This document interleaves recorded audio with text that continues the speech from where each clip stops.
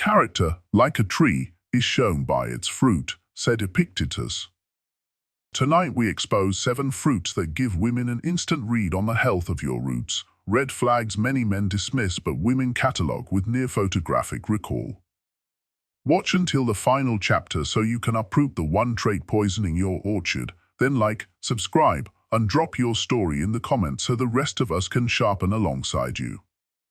Chapter 1. Other men don't like you. Walk into a bar, conference, or pick-up game and watch the micro-weather front shift when you arrive.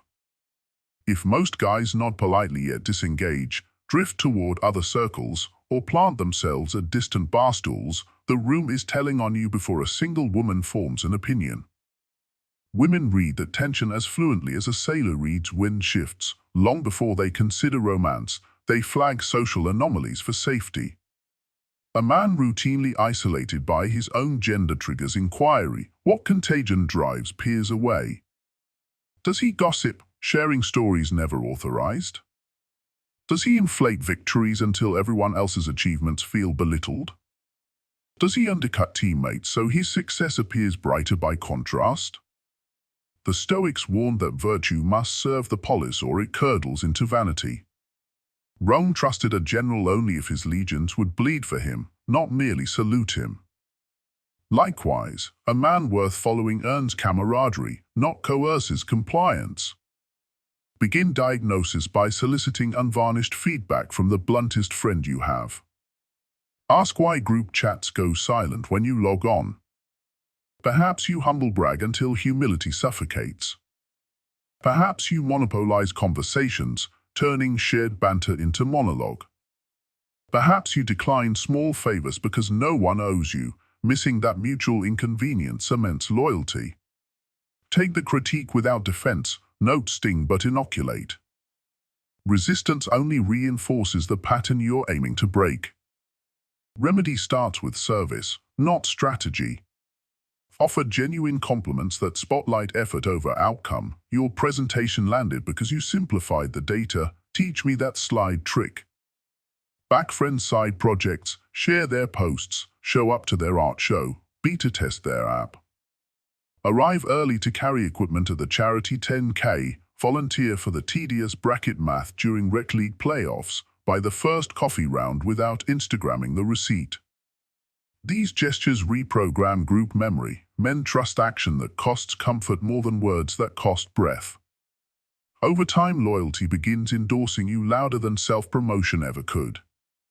Inside jokes start including you. Group invites arrive unprompted. Peers defend your name in rooms you've never stepped into. As that endorsement blooms, women notice the organic respect flowing in your direction.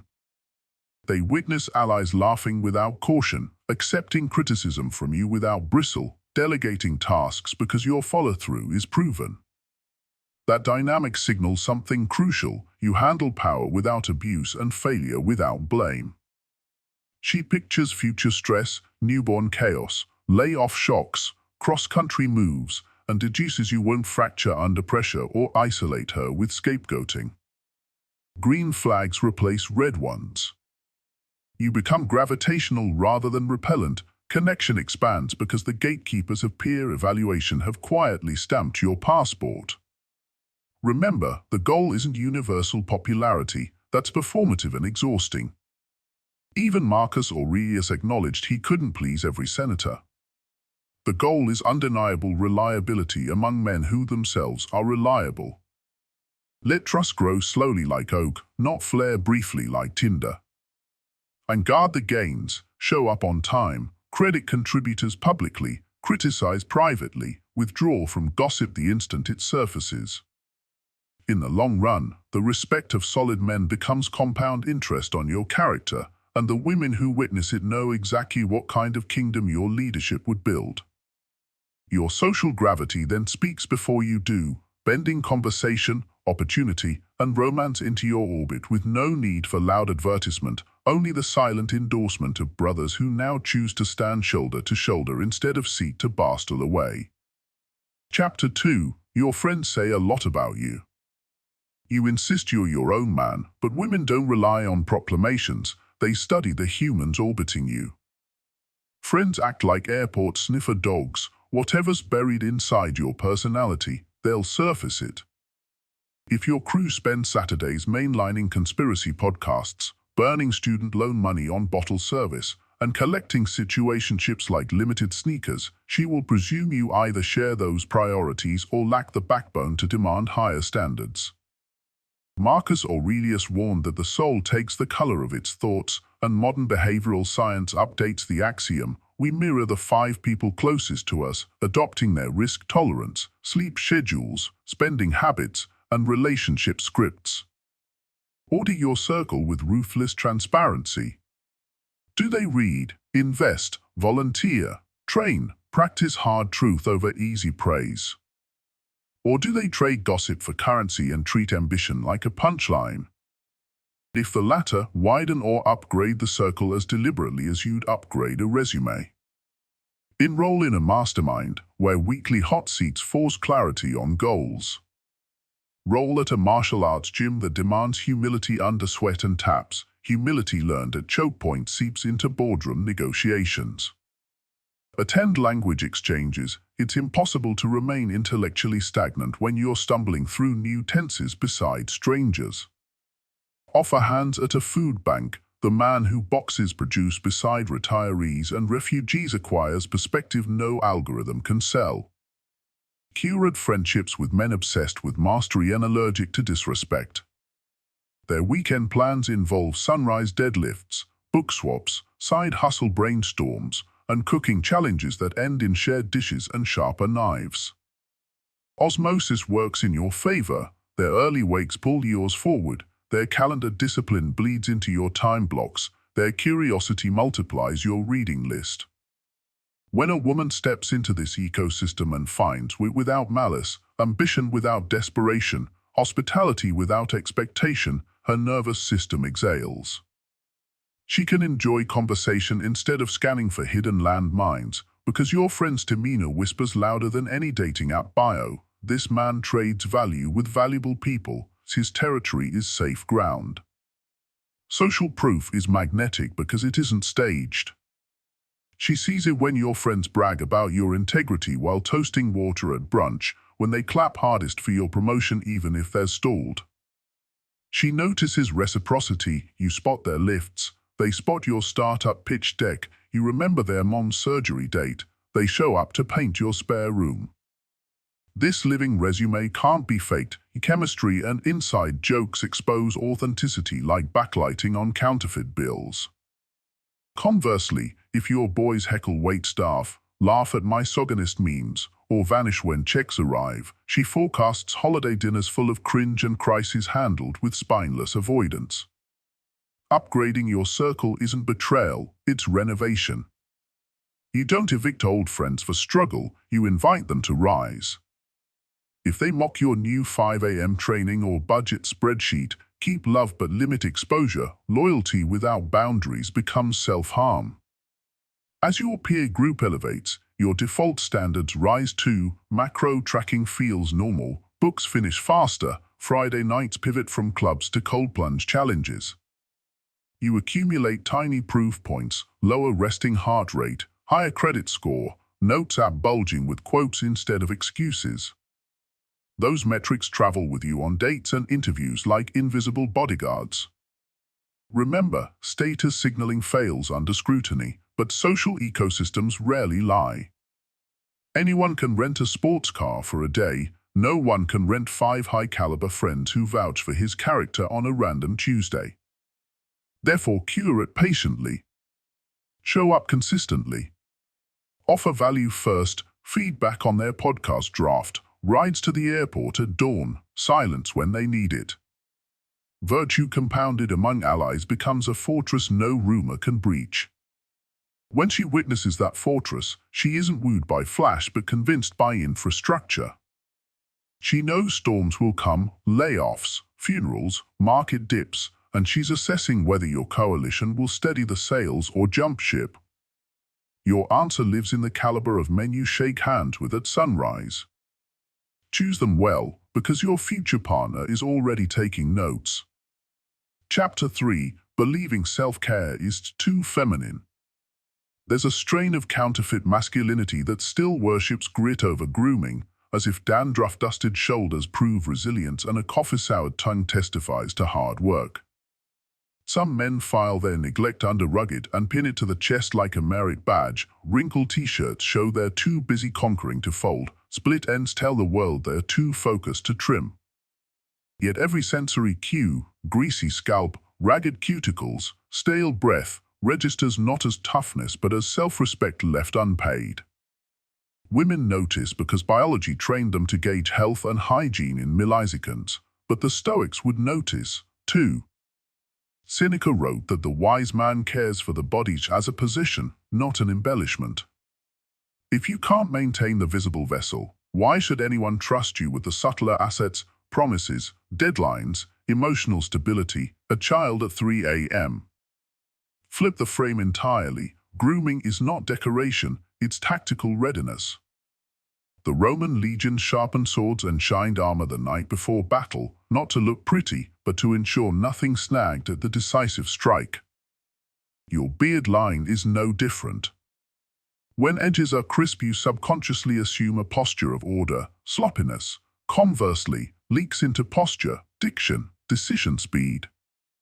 Begin with ritualized upkeep the way soldiers rehearse drill.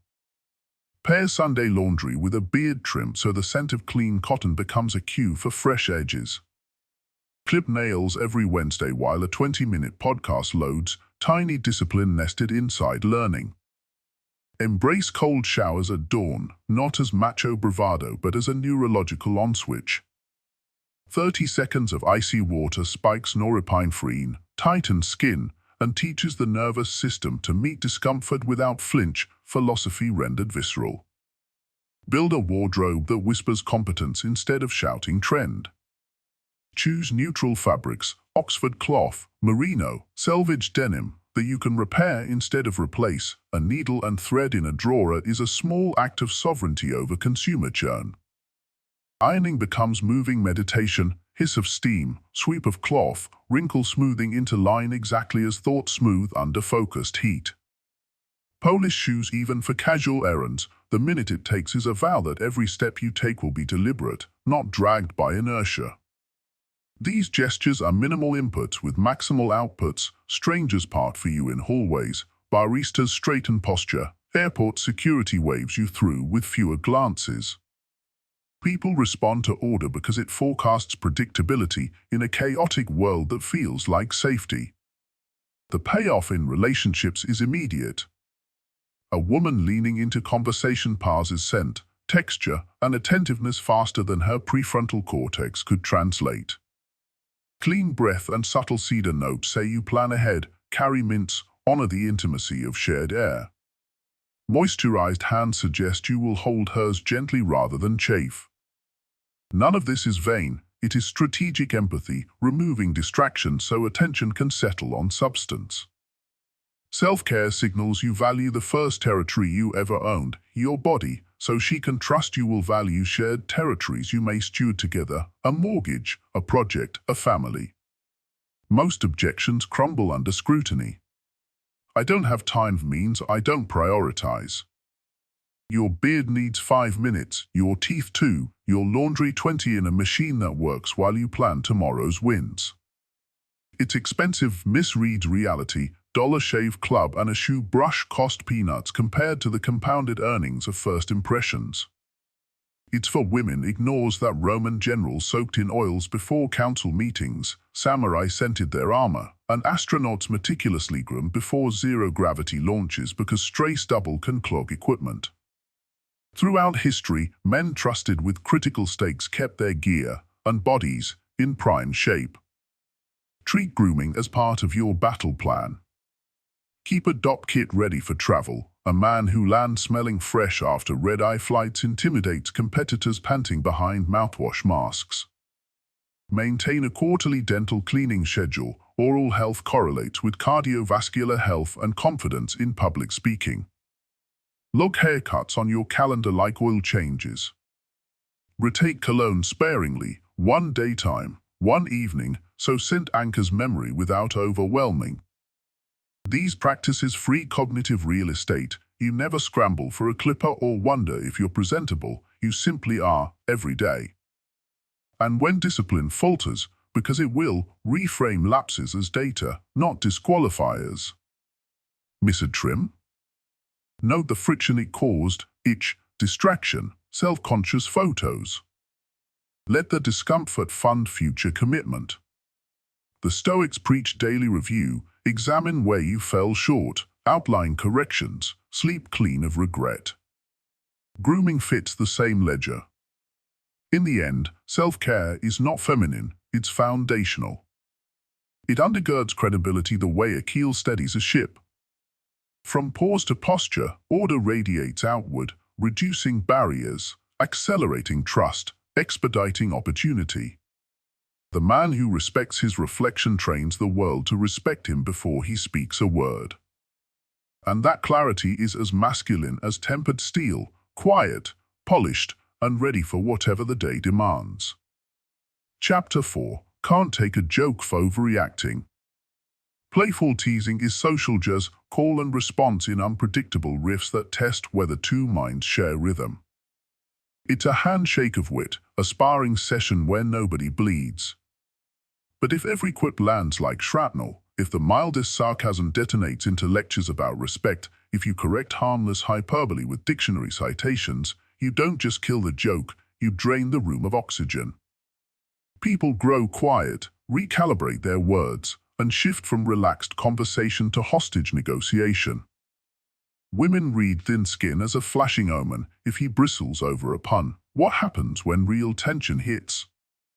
They picture disagreement smothered under sulking silence, birthday surprises dissected for imperfections, eggshells lining every hallway of future life together. Emotional fragility signals future captivity. Stoicism offers an antidote through negative visualization. The ancients rehearsed slights in advance so the eventual blow felt like a feather. Imagine a friend mistaking your hobby for a midlife crisis, a coworker mocking your new diet, a date teasing your music taste. Feel the sting in rehearsal so it dulls in reality. This practice doesn't invite humiliation, it vaccinates you against it. When the day's real jabs arrive, they land on prepared armor, not raw nerves. Suddenly you're free to laugh at yourself because the ego already accepted vulnerability in private. Next step, translation. When a buddy says, "You're late again," your instinct might peg it as condemnation. Reframe it instantly. He values punctuality and trusts I do too. By shifting the message, you bypass shame and access curiosity. How can I honor his time? Similarly, if a friend jokes, "Nice dad shoes," replace defensiveness with a self-deprecating grin. Comfort is the final flex, my friend. You sidestep power struggle and redirect energy toward playfulness. Humor, redirected, becomes a pressure valve, not a fuse. Study improved comedy's cardinal rule: yes, and accept the premise and add your twist. Someone cracks that your meal looks like astronaut food. Reply, "Exactly, I'm training for Mars colonization, want first-class tickets." You keep the volley alive and signal emotional elasticity. Over time, neural pathways carve a shortcut from stimulus to levity. Laughter at your expense stops triggering exile, and your nervous system learns the crucial difference between ridicule and rapport. This flexibility radiates beyond banter. In layoffs, you stay solution-focused instead of spiraling into personal indictment. During family emergencies, you absorb panic, steady the room, and delegate tasks instead of snapping at perceived criticism. A partner senses this in subtle ways: the way you smirk when she mispronounces your favorite author, the way you shrug off a waiter mixing your order. She files each moment as evidence. Storms won't capsize the boat because the captain laughs at waves. To cultivate thicker skin, train outside verbal arenas. Cold showers teach the body to remain calm in discomfort. High-intensity workouts introduce lactic acid burn. Your mind must reframe as progress rather than pain. Public speaking forces you to embrace mispronunciations, tech glitches, audience skeptics. Each instance tells your amygdala, embarrassment isn't fatal, recovery is possible. The next social jab feels like a breeze compared to deadlifts or frosty water. Watch for hidden triggers masquerading as principles. Do you correct people because accuracy matters or because being right props fragile self-worth? Do you reject teasing because it's truly cruel or because your ego confuses laughter with dismissal? Audit reactions. If your heart rate spikes over trivial banter, pause. Breathe 4 seconds, hold 2, release 6. Parasympathetic activation overrides adrenaline, letting intellect retake the wheel. Then respond with wit or graceful silence instead of a counterpunch. Remember, Stoic composure isn't about suppressing emotion, it's mastering response. Laughter is allowed, even when directed at you, especially then. Self-deprecation, used sparingly, signals confidence. If I can jest at my quirks, they don't own me. This invites others to relax their own performance armor. The group dynamic shifts from delicate negotiation to secure playground. Ironically, accepting occasional jabs reduces frequency. Bullies feed on reaction, not resilience. The payoff is immense. Meetings flow because colleagues trust feedback won't trigger defense. Romantic partners share concerns openly. Confident discussion won't morph into rage. Children model your calm when peers tease them. You become the eye in social hurricanes, the person whose presence lowers collective blood pressure. And when life hurls real adversity, illness, betrayal, economic downturn, you're already practiced in reframing pain, converting it to planning fuel, breathing steady under irony's heaviest blows. A man who laughs first learns best. The world remains unpredictable, but your response becomes reliable. That reliability is rare currency, far more attractive than any cultivated persona. Because underneath, she's evaluating safety, emotional, physical, future. If you can absorb a joke without flinching, you can likely absorb far worse without fracturing. She can exhale, engage, explore, knowing eggshells will never litter your shared floor. And that permission to breathe is the greatest gift confidence can offer. Chapter 5. Constant negative self-talk. You think calling yourself a loser softens the blow. You imagine self-deprecation shields you from external critique. Beat them to it, you think. If I insult myself first, it won't sting if they agree. But it doesn't work that way. It doesn't build resilience. It builds a stage for pity and makes admiration tiptoe out of the room. At first, she may laugh at your sarcasm, tell you not to be so hard on yourself. But over time, it wears on her, because every jab, every "I'm so dumb," every "I'm a mess," doesn't just demand comfort, it demands correction. You shift the emotional labor onto her shoulders without realizing it. She becomes your reassurance engine. And engines burn out. Used sparingly, self-deprecating humor signals humility and self-awareness. Used constantly, it broadcasts insecurity. It's not funny, it's a cry for validation dressed in punchlines. And while people may smile politely, internally they question your stability. Confidence isn't arrogance. It's ownership. Ownership says, I missed the mark, but I know where I'm headed. Negative self-talk doesn't own anything. It deflects accountability under the illusion of honesty. But honesty without direction isn't noble, it's noise. The Stoics made a crucial distinction in their journals, the difference between events and judgments. You missed a deadline? That's an event. Calling yourself a failure because of it? That's a judgment. And a false one. Replace condemnation with neutral, practical language. Don't say, I screw everything up. Say, I misread my workload. Tomorrow, I'll block more time before the next task. That tiny shift transforms the inner critic into an internal coach. The words you speak to yourself shape the words you speak to the world.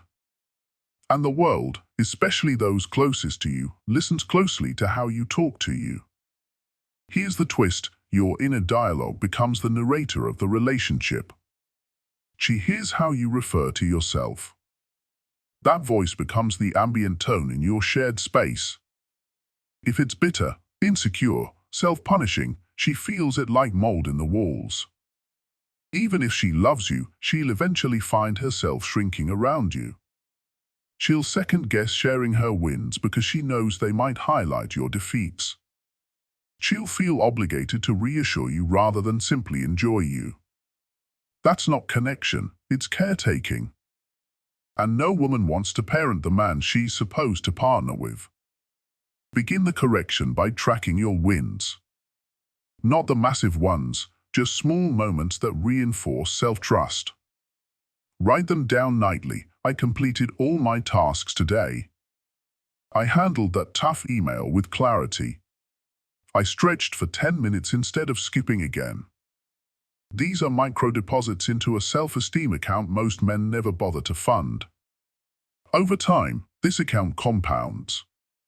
Like interest, confidence accrues quietly until one day you realize you don't need to make jokes at your own expense because your own approval already fills the room.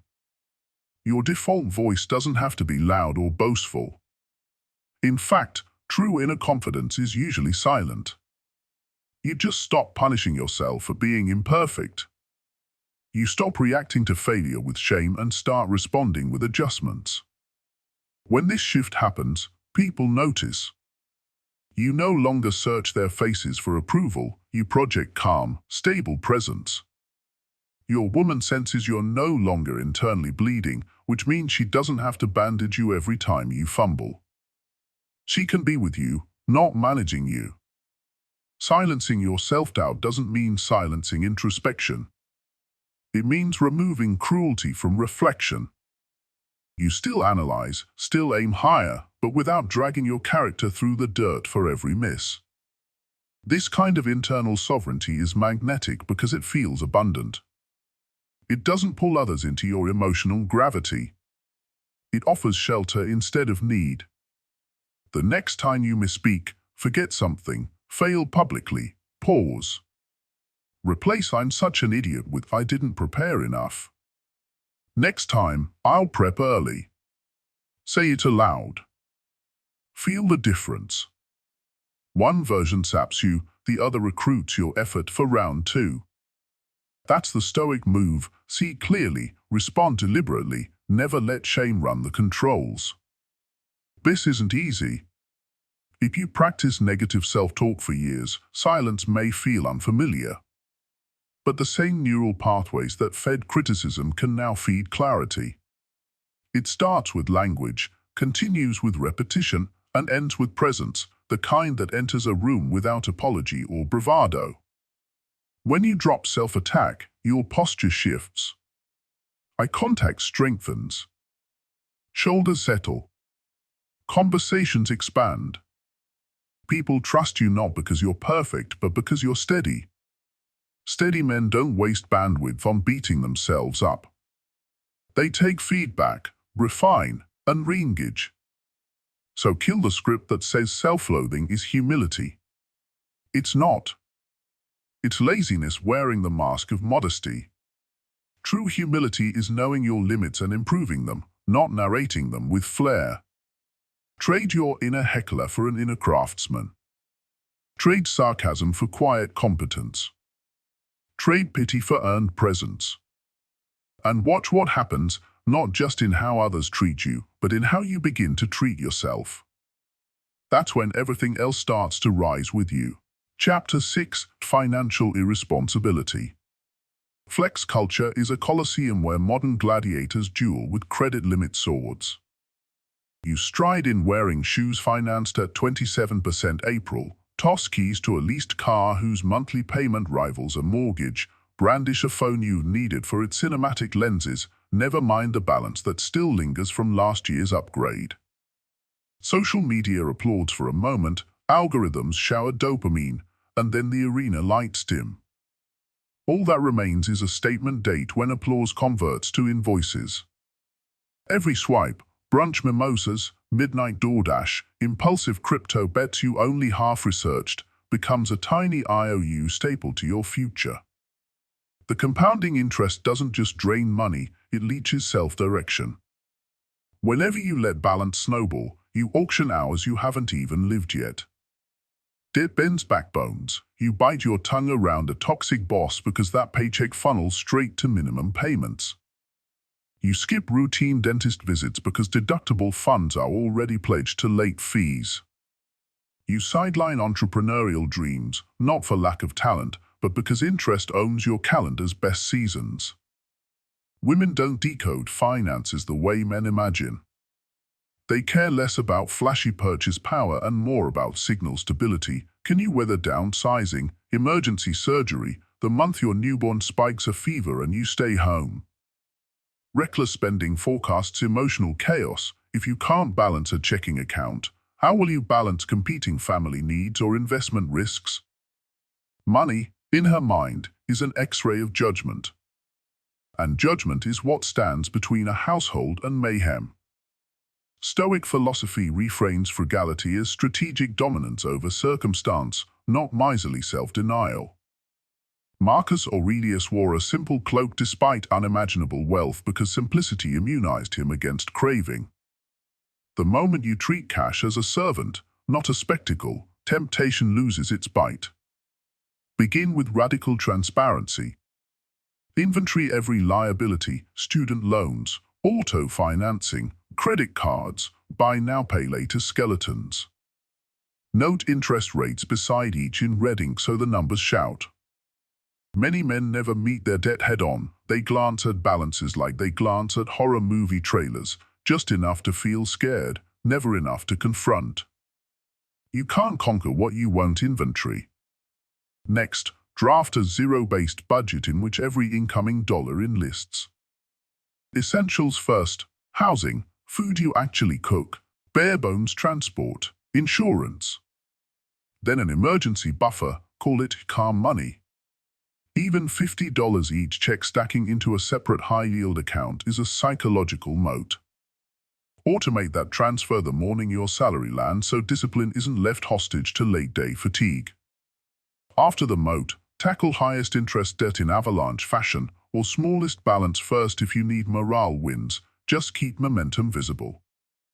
Graph your balances weekly. The descending line is its own dopamine loop, stronger than unboxing hype.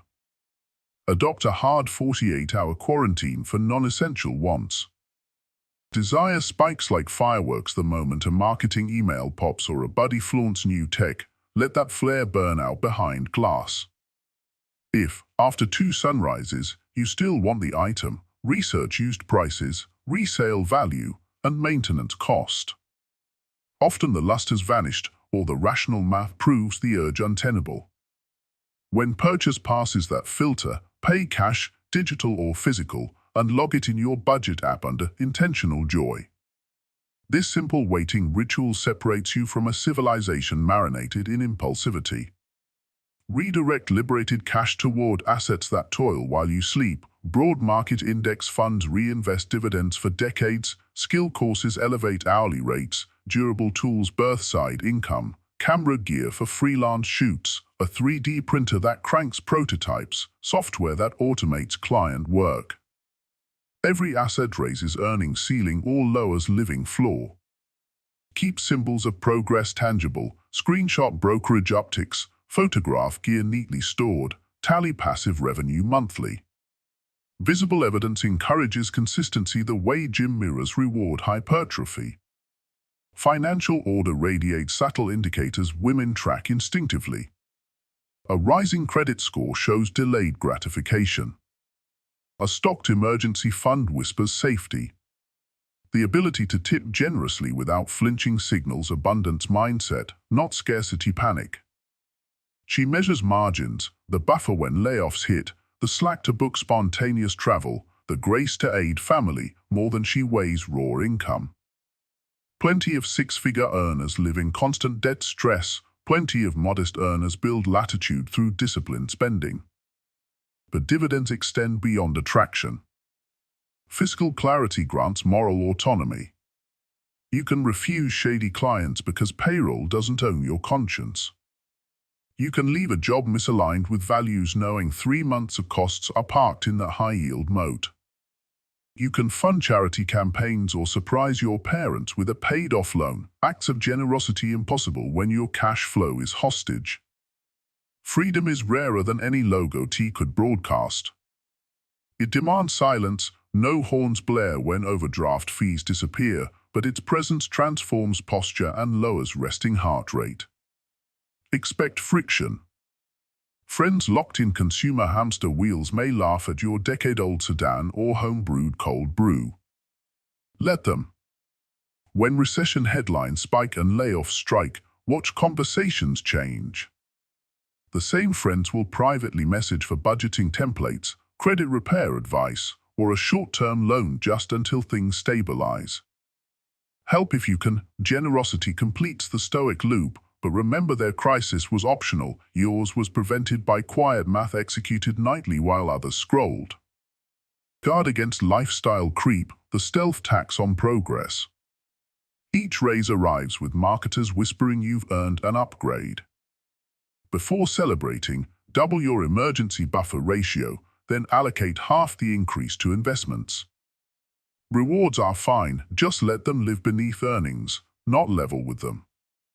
Periodically rehearse negative visualization, imagine sudden pay cut, medical bills, and examine whether margins still survive. If not, tighten sails. In the end, money mastery is self-mastery expressed in digits. Women sense that, investors reward it, and your nervous system thrives on it. Flex culture promises applause, fiscal discipline delivers options. Choose the latter. Your future self will never lament the shoes left on the shelf, but he will bless the compound interest you fed instead. Debt bends backs, cash reserves straighten spines. Stand taller, invest, save, plan, and let every dollar whisper not status, but strength. Chapter 7. You bought Hawk 12 merch. Humor is a litmus test for intelligence, but vulgar meme merch is often a billboard for arrested development. A shirt splashed with an explicit viral catchphrase might earn hoots from a handful of bros at the tailgate, but women quietly file the data under questionable judgment. The logic is simple. If you'll advertise a crude joke across your chest in public, which other filters fail in private? Stoic philosophy reminds us that externals broadcast internals. Marcus Aurelius wore a cloak appropriate to an emperor not because he loved fabric, but because he understood symbolism. Walls of Rome, clothes of Rome, conduct of Rome, aligned. Likewise, your wardrobe is a manifest of values. When it screams novelty, it whispers instability. Outrage marketing thrives on your longing for quick micro-validation, charging pennies for cotton but taxing you heavily in macro respect. You become a walking advertisement for someone else's punchline, outsourcing personal brand to algorithms that studied shock curves, not dignity curves. Ask yourself what the shirt actually says. I prioritize laughs over legacy. I'm plugged into trends but unplugged from self-curation. I value instant tribe approval more than nuanced discernment. The cost goes beyond first impressions.